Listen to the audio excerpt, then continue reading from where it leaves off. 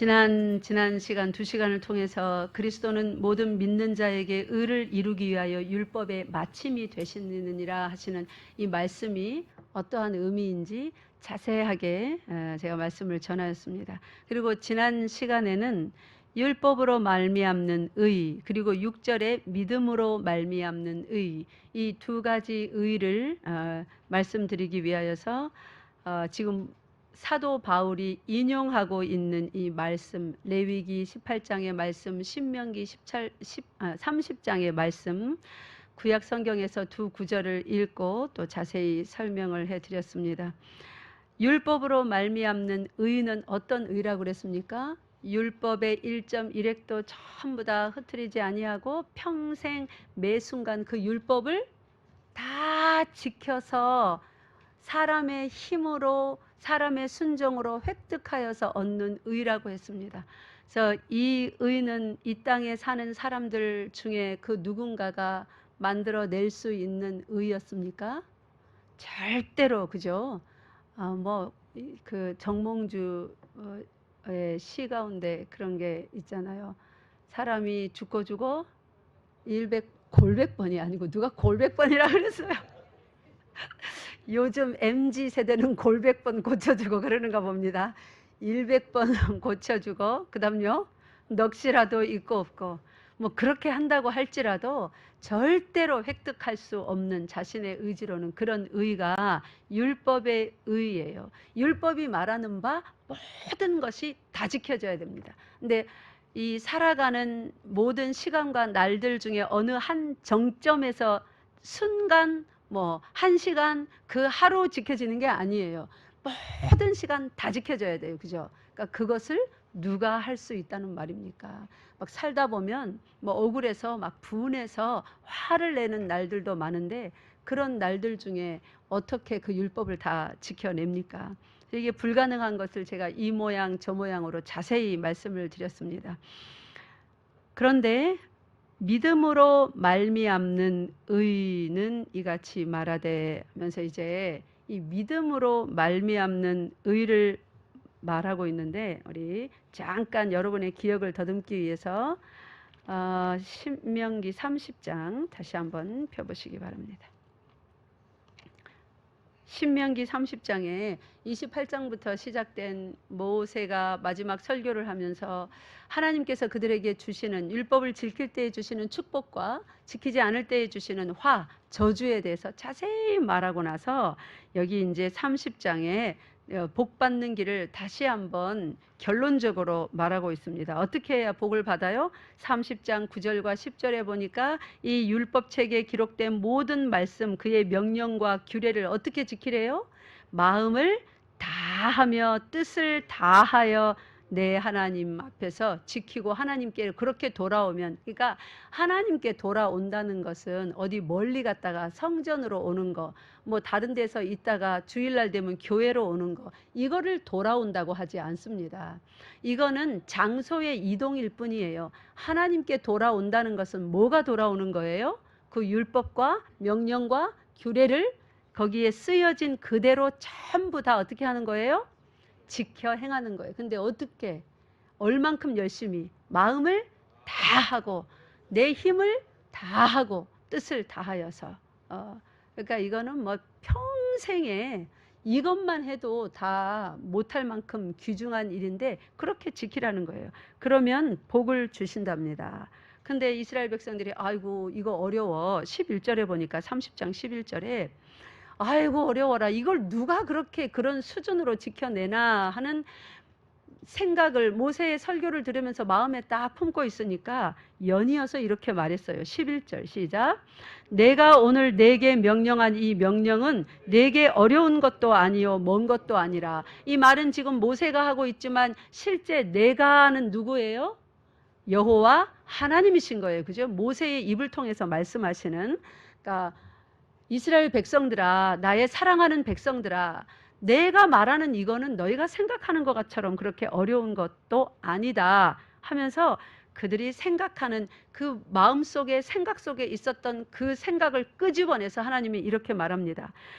하늘에 있는 것이 아니니 내가 명령하는 이 모든 것들은 저 멀리 하늘에 있는 것이 아니다.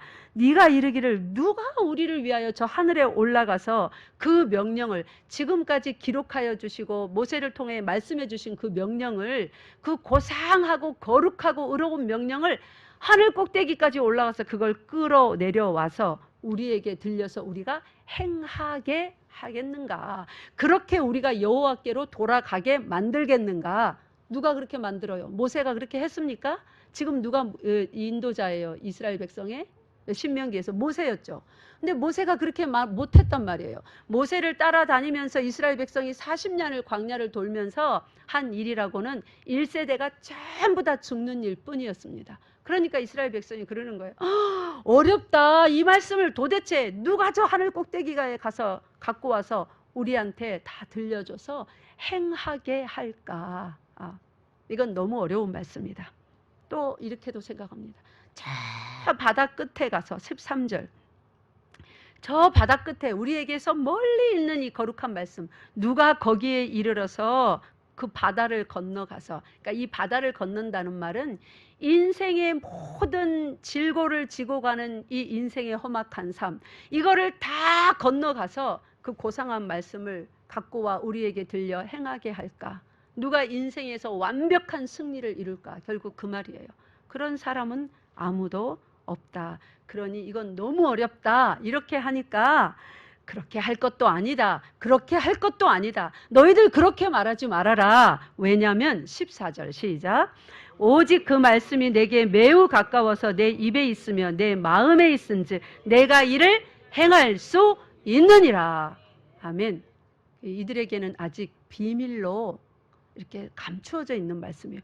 누가 그 말씀을 갖고 와서 하늘 끝에서 저 바다 건너가서 못한다, 어렵다 했는데 오직 그 말씀이 내게 매우 가까워서, 이 말은 뭐냐면 누군가가 그러면 그 말씀을 바다 끝에서 저 하늘 끝에서 가져올 이가 있다는 거예요, 없다는 거예요?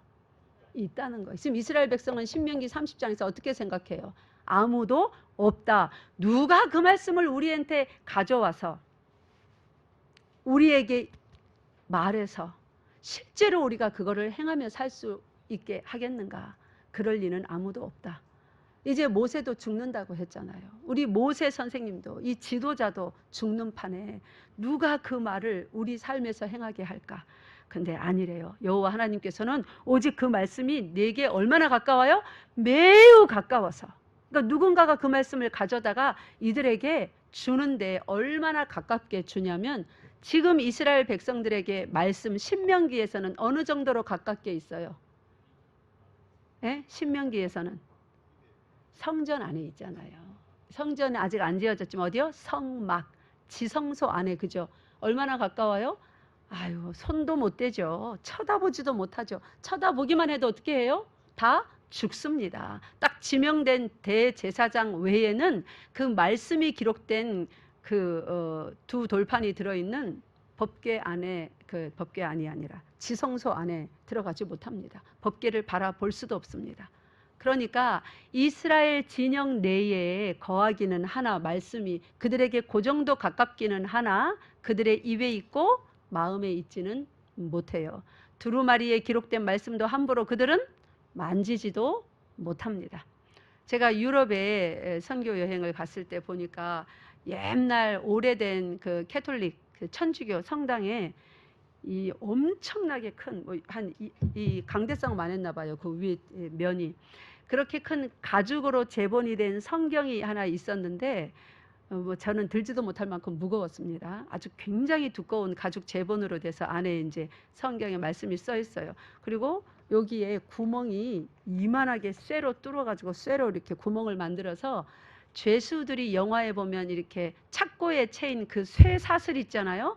그 쇠사슬로 성경을 딱 묶고 강대상 한쪽에 구멍을 뚫어서 묶어서 아무도 그거를 이동하지 못하게, 함부로 보지 못하게 쇠사슬로 다 이렇게 해놔서 세월이 오래 지나서 쇠사슬이 아주 많이 이렇게 좀 녹이 슬어서 있는 것을 보았습니다. 그래서 제가 옛날에는 지정된 성직자 외에는 성경을 소지하면 화형에 처하는, 불태워 죽여버리기까지 하는 그런 무시무시한 법이 있었는데 실제로 그랬구나. 성경을 아무도 보지 못하게 했구나. 그런 것을 이제 가서 실제로 볼 수 있었어요. 근데 하나님은 이 모세를 통하여 말씀이 그들에게 매우 가깝대요. 이제 지성소 안에만, 법궤 안에만 있는 것이 아니라 그 말씀이 그들의 마음의 입에 있다고 하셨습니다. 다시 로마서 10장으로 옵시다. 그렇게 될 거니까 너희들이 누가 이 일을 할고 그렇게 말하지 말라 하시면서 로마서 10장에 사도 바울이 그것을 해석합니다. 어떻게 해석하냐면 네 마음의 6절 보세요. 누가 하늘에 올라가겠느냐. 만약에 그렇게 생각한다면 그거는 어떤 의도가 있는 거래요? 그리스도를 모셔 내리려는 것이요. 이 말은 하늘에 그리스도께서 승천하셔서 올라갔습니다. 그죠? 그러니까 이 이스라엘 백성들이 예수님의 부활과 승천에 대해서 뭐라고 했어요? 거짓말이라고 했습니다. 예수님은 부활하지도 않았고 승천하지도 않았다. 제자들이 시체를 훔쳐가서 감춰놓고 그렇게 거짓말하는 거다. 실제로 그들은 그런 소문을 퍼뜨렸습니다. 그러니까 누가 하늘에 올라가겠느냐. 그렇게 말하지 말라. 그런 것은 그리스도에 대한 모욕이다. 실제 그리스도는 어떻게 했어요? 하늘에 올라가셨습니다. 그리고 7절 누가 무저갱에 내려가겠느냐. 아까 신명기의 말씀에 다른 말로 비유하면 저 바다 끝에 가겠느냐. 바다는 사망을 의미하죠. 사망이 있는 저쪽 편으로 가서 그 말이에요. 그러나 무저갱에 내려가겠느냐 하지 말라 하니 내려가겠느냐 하면 그리스도를 죽은 자 가운데서 모셔 올리려는 것이다. 이 말은 그리스도가 십자가에서 실제 죽지 않았다. 잠시 기절했을 뿐이다. 뭐 이렇게 말합니다. 또는 십자가에서 죽기 전에 그의 영육이 분리되어서 이미 그 몸에는 하나님이 계시지 않았다. 뭐 이렇게 궤변을 늘어놓는 그런 사람들도 그때에 있었습니다. 그러니까 예수 그리스도의 하나님의 아들로서 메시아로서 죽으신 대속의 죽음을 부인하는 자들이죠. 그래서 실제 신명기 말씀을 인용하면서 여기에 이렇게 해석하며 그렇게 생각하는 사람들은 그리스도의 죽음을 뭐예요? 부인하고 부활을 부인하고 승천도 부인하는 자들이다. 그러니까 너희들이 그렇게 말하지 말라. 그러면 어떻게 말해야 되겠는가? 바로 8절부터 이제 그 해결을 제시하고 있습니다. 8절. 그러면 그 다음에요. 무엇을 말하느냐? 그러면 도대체 신명기의 그 말씀이 오늘 사도 바울이 인용한 로마서 10장의 이 말씀이 무엇을 말하느냐? 신명기 30장 14절에 보니까 뭐라고 말씀했어요? 말씀이 내게 가까워 내 입에 있으며 내 마음에 있다 하였으니 이제 신명기 30장 14절에서 그렇게 말씀했습니다. 그렇게 했으니 그게 도대체 무슨 말일까? 구약 백성들은 이해가 안 됐어요. 왜냐하면 그들에게 말씀이란 항상 어디에 있는 것이었습니까? 지성소 안에, 법궤 안에, 또는 두루마리에 기록된, 그들은 손도 못 대는, 누가 그거를 읽어주지 않으면 듣지도 못하는, 입에 있고 마음에 있기는커녕 닿지 못할 거룩한 그 지성소 안에, 법궤 안에 있는 말씀이었습니다. 그런데 모세가 그 말씀이 이제 심히 가까워 너희 마음에 너희 입에 있다 그렇게 말했거든요. 근데 그 말이 무슨 말인가? 여기서 사도 바울이 뭐라고 하냐면 말씀이 내게 가까워서 입에 있고 마음에 있다 하였으니 곧 우리가 전파하는 뭐래요? 믿음의 말씀이라. 믿음의 말씀이라. 이 믿음의 말씀은 그러면 뭘 믿는 말씀이에요? 아까 6절과 7절에서 말했던 그렇게 생각하지 마라, 그렇게 말하지 마라 그런 것이 아니다 하면서 6절과 7절을 그 신명기 30장 12절부터 14절의 말씀을 가져와서 사도 바울이 여기다가 해석을 해놨죠. 뭐라고요? 예수, 이제 이 말씀을 해석해 보면 이 말씀의 진의가 뭐였어요? 예수 그리스도는 십자가에서 우리 죄를 위하여 대속의 피를 흘리시고 죽으셨고 틀림없이 죽으셨고 그분은 3일 만에 부활하셔서 그 다음에요 하나님 보좌 우편에 그리로 하나님 나라로 그 원래의 그 영광의 자리로 승천하셨습니다.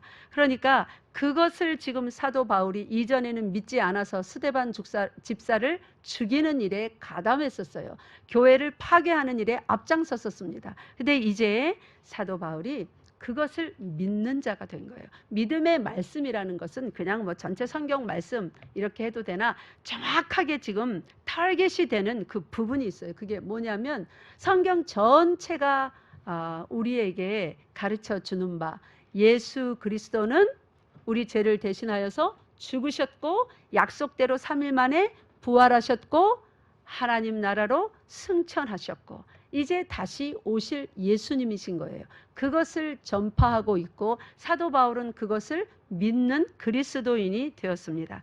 그래서 곧 우리가 전파하는 믿음의 말씀이라, 그 믿음의 말씀의 내용을 자 9절과 같이 말합니다. 시작.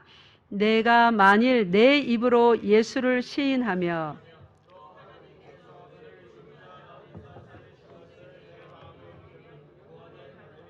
아멘. 이제 이 믿음의 말씀이 뭐냐면 내 입으로 예수를 뭐로 시인하는 거예요? 주로 시인하는 거예요. My Lord.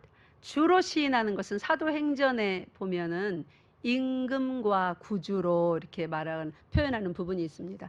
우리의 왕으로, 이거 마스터라고 그러죠. 종의 반대 개념, 주인. 그래서 종은 누구에게 속한 거예요?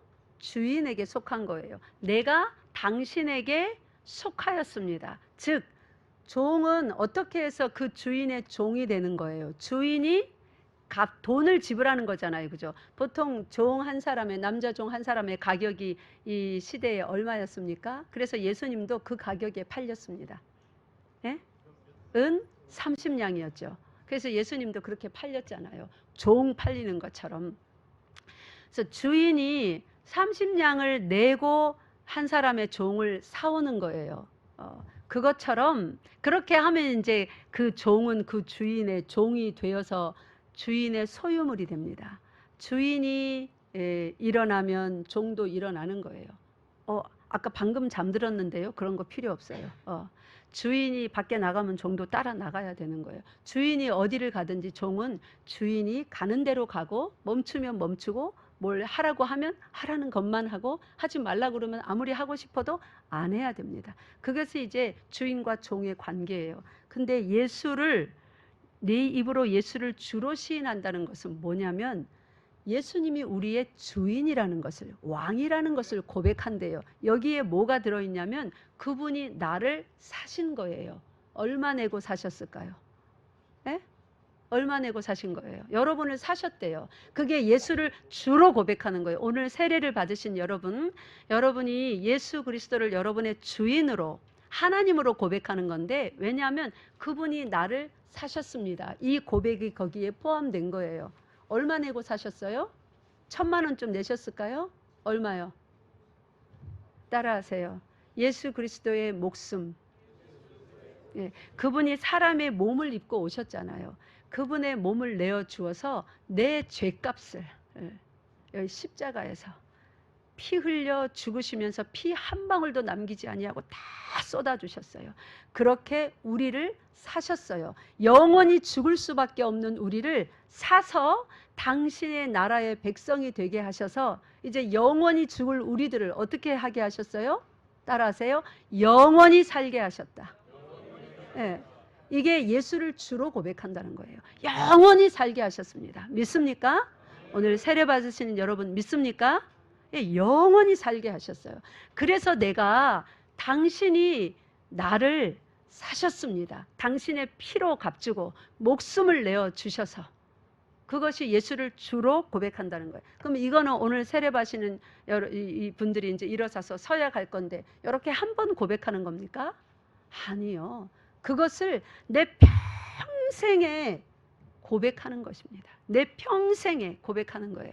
그게 무슨 의미인지는 조금 이따 다시 설명드릴게요.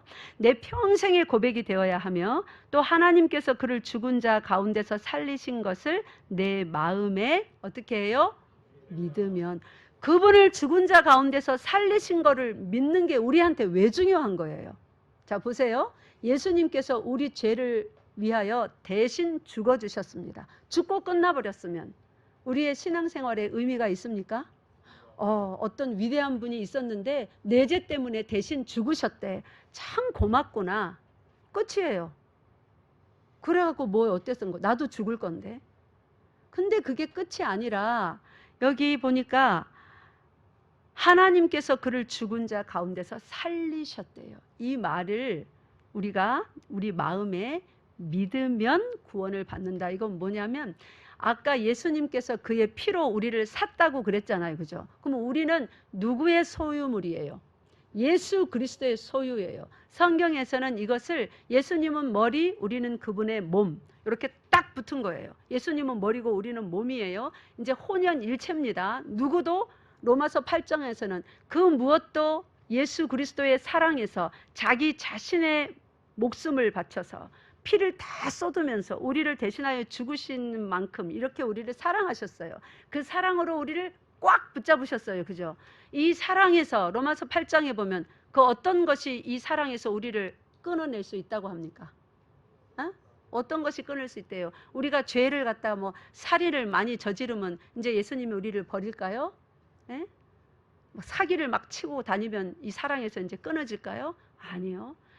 우리가 죄를 또 짓고 또 지어도 또 어떤 사람이 너 죽인다, 예수 믿지 마, 이런 위협을 가할지라도 예수님이 한번 구원해 내신 당신의 백성 사랑으로 딱 붙잡았으면 이 사랑의 관계는 육신의 부모 자식 관계는 어떤 험악한 일이 벌어졌을 때 연을 끊어버리기도 하잖아요. 그죠? 그래서 안 보고 사는 부모 자식이 많습니다. 근데 하나님은 우리가 아무리 잘못해도 한번 사랑하신 이 사랑, 머리가 되어주시고 왕이 되어주시고 주인이 되어주신 이 관계를 그 어떤 것도 하늘의 천사들도 못 끊고 칼도 못 끊고 어떤 것도 끊지 못한다고 그렇게 로마서 8장이 말씀하고 있습니다. 믿습니까? 예. 이것이 여기 9절에서 말하고 있는 죽은 자 가운데서 살린 것을 내 마음에 믿으면 구원을 받으리라. 자, 이렇게 이제 이 부분을 설명할게요. 이렇게 딱 하나가 되었는데 예수님이 어떻게 되셨다고요? 우리 죄를 때문에 우리 죄를 다 끌어안고, 즉 우리를 다 끌어안고 우리 죄가 마치 당신의 죄인 것처럼 십자가에서 죄인이 되셔서 죽으셨어요. 당신의 죄 때문이 아니라 바로 여러분과 나의 죄 때문에 죽으셨어요. 그러니까 끌어안고 죽으신 거예요. 근데 우리는 예수님이 그렇게 당신의 피로 값을 치르고 우리를 사서 딱 끌어안으셨으니까 누구의 소유가 됐다고요? 예수 그리스도의 소유가 됐다고요. 그러면 죽으시면 우리도 예수님 안에서 같이 뭐 한 거예요? 죽은 거예요. 죄값이 다 치러진 거예요. 죽고 끝났으면 이거 뭐예요? 아무것도 아니잖아요. 그죠? 죄값 치렀네. 그것밖에 아니잖아요. 근데 구원을 받으리라 그 앞에 그를 죽은 자 가운데서 하나님께서 어떻게 했다고요? 살려내셨대요. 보세요. 예수님이 우리를 위하여 대신 죄값을 치르고 죽으신 그 사랑, 우리가 아직 죄인이었을 때 오늘 교동문이 아니라 제가 예배 시작하기 전에 여러분 다 이렇게 눈 감으셨을 때 읽었죠. 자기의 사랑을 어떻게 확증했다고요? 우리가 아직 죄인 되었을 때 우리를 붙잡으시고 대신 죽어주심으로 자기의 사랑을 확증했대요. 절대로 변치 않는 그 사랑, 버리지 않는 그 사랑 딱 잡고 예수님이 죽으셨는데 이 예수님은 죄가 없으심으로 우리의 죄값을 대신 치르게 하시고 누가 다시 살렸어요?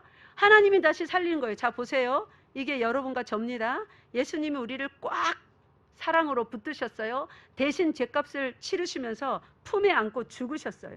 이 죽으신 예수님이 우리 죄값을 치렀어요. 당신의 몸으로, 그 피로. 근데 예수님은 죄가 없으니까 다시 3일 만에 어떻게 해요? 하나님께서 살리셨는데 이거를 놓지 않으니까, 품으신 죄인들을 놓지 않고 하나님이 살릴 때 살아나셨어요. 여기에 누가 딸려온 거예요? 여러분과 제가요. 이걸 믿으라는 거예요.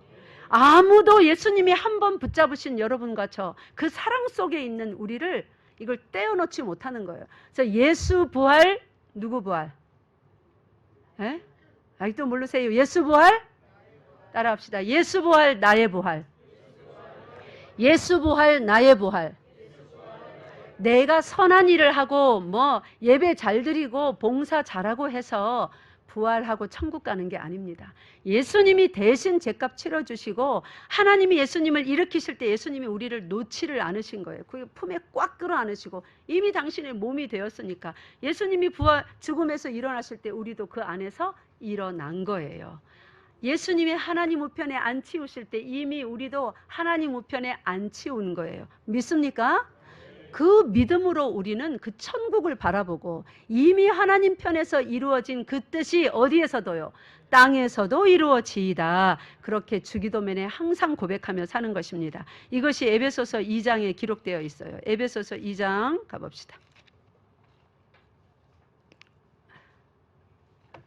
에베소서 2장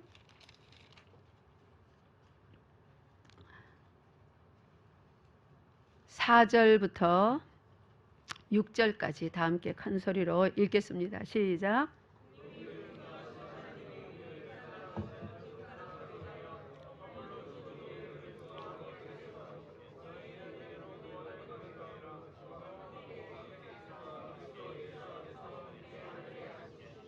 아멘. 믿습니까?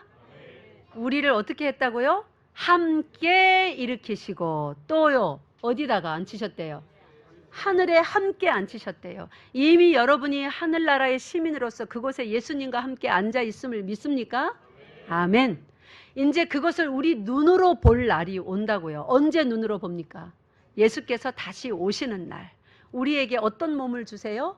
영화로운 새 몸을, 옷처럼. 제가 오늘 예식한다고 이렇게 옷을, 가운을 입었는데 이렇게 새 옷처럼 우리에게 새 몸을 주시는 거예요. 그러면 이제 하나님 나라에 가서 아, 이 일이 사실이었구나. 그렇게 확인할 날이 온다고요. 그것을 소망으로 가지고 믿음으로 고백하며 사는 삶이 그리스도인의 삶이고, 그것이 이제 우리에게 이스라엘 백성들처럼 그 성전 안에 또는 성막 안에 지성소 안에 멀리 있는 말씀이 아니라 믿음으로 고백하니까, 이 믿음은 하나님의 선물인데 이 믿음이 어디 있어요? 우리 속에.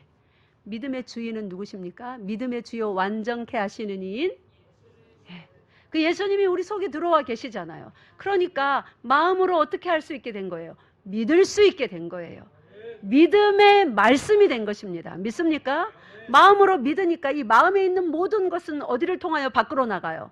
입을 통하여 밖으로 나가잖아요. 그러니까 입으로 고백하는 믿음의 말씀이 된 거예요. 그러니까 마음으로 믿어 의에 이르고 입으로 시인하여 구원에 이른다는 말은 그것도 우리 일이 아니에요. 예수께서 누가 하늘에 올라가겠느냐, 누가 저 바다 끝에, 이렇게 말하지 말라. 누가 하늘에서 내려오셔서 우리 속에 왕으로 좌정하셔서 믿게 하고 입으로 시인하게 하십니까? 누가요? 예수 그리스도께서. 그 한 사람이 이미 준비되었기 때문에 모세가 신명기 30장에서 그렇게 말한 것입니다. 그러면 제가 아까 말씀드렸죠. 선교단체에서 이 구절을 많이 사용하는데 한번 빨리 지금 시인하세요, 따라하세요. 그렇게 한 번 하고 끝나는 문제가 아니라고요. 이것은 어떻게 이해가 되어져야 되냐면, 마음으로 믿어 의에 이르고 입으로 시인하여 구원에 이른다는 이 말씀이 어떻게 우리 삶 가운데 이해되어져야 되고 매일의 고백으로 드러나야 되냐면, 그렇다고 뭐 아침마다 일어나서 예수님을 영접합니다, 영접기도 맨날 하라는 게 아닙니다. 영접기도는 평생에 진실로 한 번이면 충분해요. 근데 마음으로 믿어 의에 이르고 입으로 시인하여 구원에 이르는 이 믿음의 자세, 그 고백은 사도 바울이 말한 것처럼 날마다 너희 구원을 어떻게 해요? 이루라고 했잖아요. 그 부분의 말씀이에요. 그럼 어떻게 우리가 날마다 구원을 이루나? 구원을 이미 받았는데 그 부분을 이해하기 위하여서 시편 19편 펴보시기 바랍니다. 시편 19편.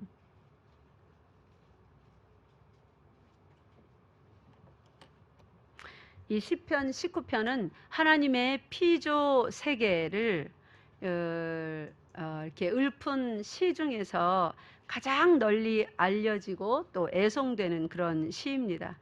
이 시는 피조 세계와 하나님의 율법에 나타나 있는 하나님의 자기 계시, 즉 드러난 영광, 감추어져 있었는데 스스로 자신을 드러내어 보여주셨어요. 그래서 드러난 하나님의 영광에 대한 다윗 왕의 감사의 시입니다.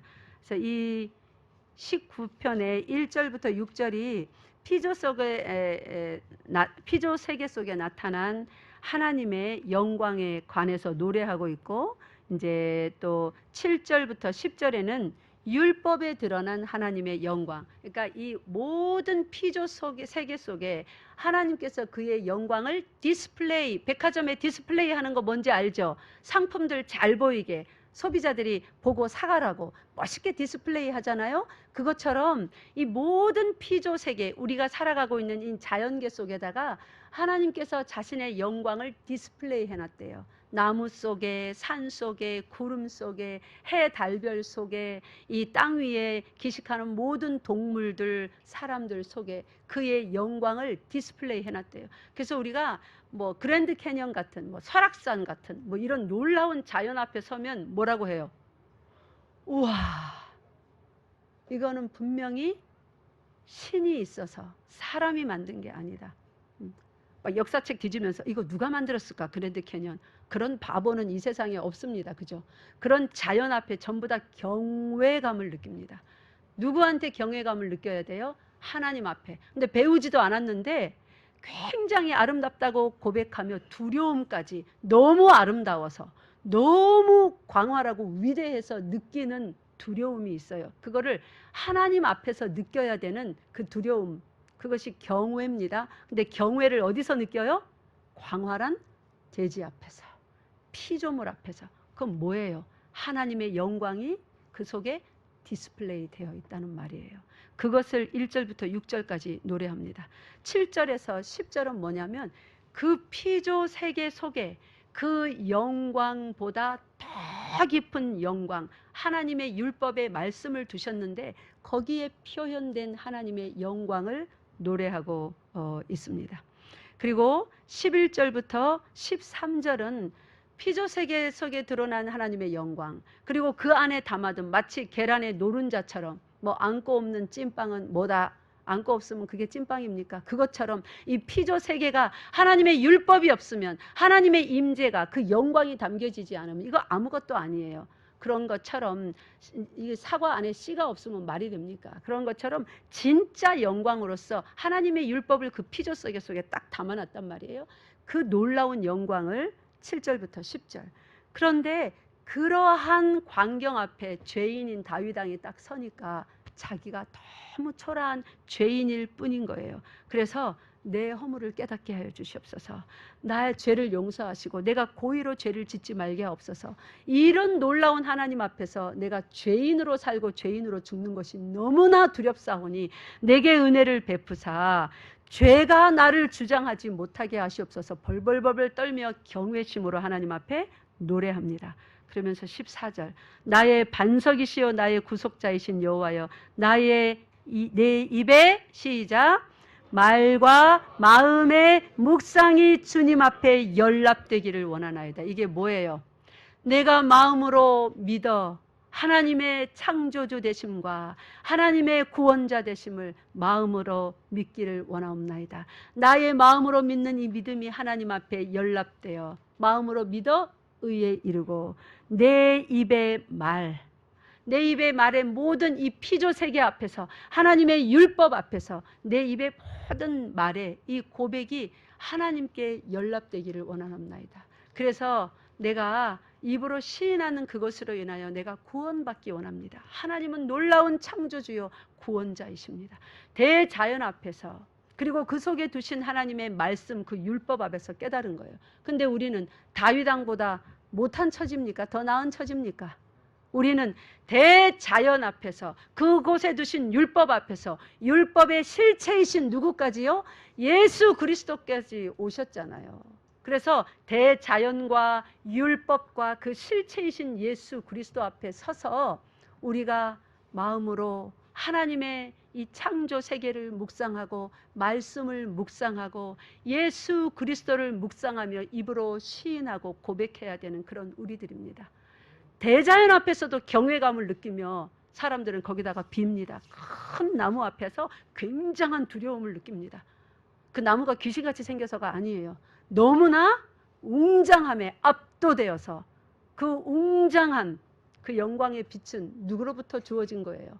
하나님으로부터요. 그 나무에, 그 해에, 그 달에게, 그 별들에게, 그 산에, 그 바다에 모든 사람들이 피조 세계를 보며 느끼는 그 경외심은 바로 하나님으로부터 발산된 그 영광의 빛이, 그 성품이 거기에 디스플레이 된 거예요. 흩뿌려진 거예요. 그런데 사람들은 마땅히 돌려야 되는 그 영광을 하나님께 돌리지 아니하고 도리어 썩어질 것에게다가 돌리는 우상 숭배의 죄를 지금껏 저지르고 있는 것입니다. 자, 우리 잠깐 19절 봅시다. 19장 시편 19장 봅시다. 19장 1절에 하늘이 하나님의 영광을 선포하고 궁창이 그의 손으로 하신 일을 나타내는도다. 하늘은 가만히 있는 게 아니래요. 하늘이 누구의 영광을 선포한대요? 네, 궁창이 그의 손으로 하신 일. 그러니까 하늘이 하나님의 영광을 선포하고, 하늘이 무슨 일이에요? 해, 달, 별이 왔다 갔다 하잖아요. 그죠? 낮이 되고 밤이 되잖아요. 이거는 모두 하늘이 하는 일이랍니다. 누구의 영광을 선포하려고?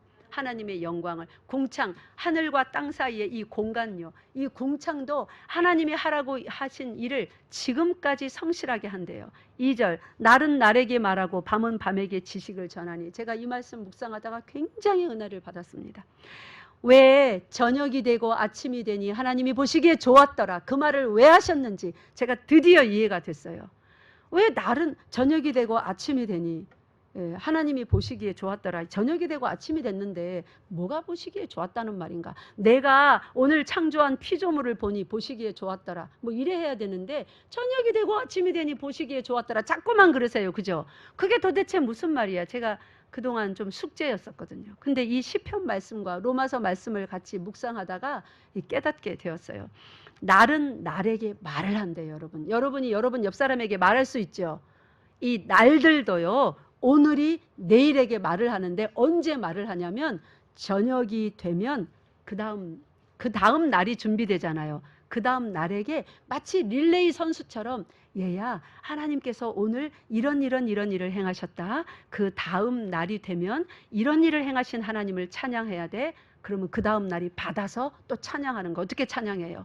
그 놀라운 창조주 하나님의 창조물로서 하라고 한 일. 하늘은 하늘에서 하나님의 영광을 선포하고 해, 달, 별, 산, 바다 모두 다 자기의 하는 일. 바다에게 뭘 명령하셨어요? 모래를 두셔서 그 경계선 밖으로 넘어오지 못하게 하셨어요. 바닷물이 다 넘어와 봐요. 가끔씩 하나님께서 그런 재앙의 날을 우리가 감지할 수 있도록 해일을 허락하시죠. 얼마나 무섭습니까? 근데 아직은 그 날이 아니에요. 모래를 두셔서 넘어오지 마라 하니 바다는 또 자기가 명령받은 그 일을 하는 거예요. 그래서 날이 날에게 말해요. 하나님이 오늘 무슨 일을 하셨는지 밤사이에 전달해 줍니다. 마라톤 선수같이. 이게 저녁이 되면 아침이 되니. 왜 저녁이 되면 아침이 되니 이렇게 해야 돼요. 아침이 되면 저녁이 되니가 아니라 왜냐하면 하나님이 모든 일을 창조하시고 저녁이 된 거예요. 그죠? 그러니까 누가 먼저 일하셨다는 거예요. 하나님이 일을 하시는 거예요. 그래서 저녁이 되니까 이 저녁은 낮 동안에 하나님이 하신 그 첫날의 일을 누구에게 말해요? 그 다음 날에게 전달해 주는 겁니다. 믿습니까? 이렇게 아름답게 세상이 창조되어서 이 날들도 날에게 말하고 밤은 밤에게 뭘 전달해요? 지식을 전하니 언어도 없고 말씀도 없고 들리는 소리도 없으나 이 말은 뭐냐면 이게 지금 주어가 하늘입니다. 1절에 하늘이 그 자체의 언어가 없음에도 불구하고 소리가 없음에도 불구하고 하나님께서 창조하신 그 모든 몸짓을 그대로 해내므로 소리로 전달하는 게 아닌데도 언어가 없는데도 다 전달한다는 말이에요. 지금껏 그 역사가 진행되고 내일도 오늘 밤이 되면 또 이 오늘의 날이 내일의 날에게 어제 열방교회에서 이런 일이 있었단다. 네 사람의 귀한 사람이 하나님의 백성으로 이제 세례받았대. 와, 우리 하나님 놀라우신 하나님, 우리 하나님의 일을 찬양하자. 해는 다시 쨍쨍하게 비치고 바람은 불고 달은 또 달의 역할을 하고 새들은 짹짹거리며 또 하나님이 시킨 일을 하는 겁니다. 유일하게 거기 하나님의 창조 세계에서 계속 자기 주장을 하며 반발하는 존재들이 있습니다. 누굽니까? 사람입니다. 자기 욕심대로 사는 거예요. 동물들은, 해는, 달은, 날들은 그렇지 않습니다. 사람이 자기 욕심에 미혹돼요. 그게 아담과 하와 때부터 일어났습니다. 그러나 우리 하나님은 당신의 구원 계획을 변경치 아니하시고 계속 진행해 나가십니다. 그래서 7절부터 10절에 여호와의 율법을 주셨고, 여기 7절부터 10절에 보면 대꾸법으로 이루어져 있고 마치 음악에서 크레센도 디크레센도, 오늘도 성가대 그렇게 하더라고요. 확 커졌다가 작아졌다가. 우리 한번 크레센도 디크레센도로 읽어볼까요? 저 따라와서 하시면 돼요. 7절부터 10절까지. 제가 커지면 커지고 작아지면 작아지세요. 굉장히 아름다운 찬양이에요. 한글에서는 별로 못 느끼는데 원어 성경에 보면 그 아름다움이 드러나 있습니다. 그러니까 이 노래죠. 시작. 여호와의 율법은 완전하여 영혼을 소성시키며 여호와의 증거는 확실하여 우둔한 자를 지혜롭게 하며 여호와의 교훈은 정직하여 마음을 기쁘게 하고 여호와의 계명은 순결하여 눈을 밝게 하시는도다. 여호와를 경외하는 도는 정결하여 영원까지 이르고 여호와의 법도 진실하여 다 의로우니 금곧 많은 순금보다 더 사모할 것이며 꿀과 송이꿀보다 더 달도다. 이렇게요. 파도가 확 밀려왔다가 뒤로 싹 물러갔다가 하는 것처럼 온 천하가 하나님의 창조를 찬양하고 온 천하가 하나님의 구원의 은혜를 창조하고 하나님의 율법이 그것을 증거하니 이 앞에 압도당한 다윗 왕이 내가 죄인입니다. 하나님, 내가 의도적으로 죄를 짓지 않도록 나를 도와주셔서, 죄가 나를 주장하지 못하게 나를 도와주셔서, 그렇게 기도하는 거예요. 그래서 나의 마음의 묵상이, 내 입의 모든 말들이 어떻게 해요? 하나님께 연락되기를. 자, 죄인의 마음의 묵상과 입의 말들이 하나님께 연락되는 거 뭐가 있습니까? 아무것도 없습니다. 뭐만 연락돼요? 주 예수 그리스도를 고백하는 그 믿음의 고백만 하나님이 기뻐 받으십니다. 이제 이 말이 좀 이해가 되십니까? 마음으로 믿어 의에 이르고 입으로 시인하여 구원에 이른다. 이 피조 세계 속에서 여러분이 합당히 해야 되는 피조 세계를 바라보며 하는 묵상, 지으신 이가 있구나, 운행하시는 이가 있구나, 나를 어떻게 구원하셨나, 그 율법의 완전함. 율법은 완전하나 그 율법이 우리 속에서 완전한 성취를 이루지 못했습니다. 율법은 지식의 말씀으로 주어졌으나 우리가 연약하여, 그래서 율법을 완전케 하실 수 있는 분을 하나님이 보내주셨어요. 누구십니까? 예수 그리스도. 내가 선지자와 율법을 폐하러 온 것이 아니요 어떻게 해요? 완전케 하려 함이리라. 그 완전케 하신 이를 보내주셔서 그분이 지금 어디에 살아요? 따라하세요. 내 속에. 내 속에 사니까 아까 다윗 왕이 그랬잖아요. 죄가 나를 주장치 못하게 하시옵소서. 그러면 이전에 우리는 죄가 우리를 주장했는데 이제는 누가 우리를 주장합니까? 예수 그리스도께서 우리 마음을 주장하고 입술을 주장합니다. 거기서 또 막 반역을 하여서 기어이 여러분이 하고 싶은 말, 기어이 여러분이 하고 싶은 그 마음의 의도대로 살지 마시고 그 죄가 주장하도록 적극적으로 내어주지 마시고 주 예수께서 주장하시도록 마음으로 믿으시고 입으로 합당한 고백을 하시고 시인하셔서 하나님이 연락함을 받을 수 있는 아름다운 예배의 삶 또 잘 사시는 여러분 되시기를 바랍니다. 우리 특별히 오늘 세례 받으시는 여러분, 그런 삶 하나님 앞에서 잘 사시기 바랍니다. 기도하겠습니다.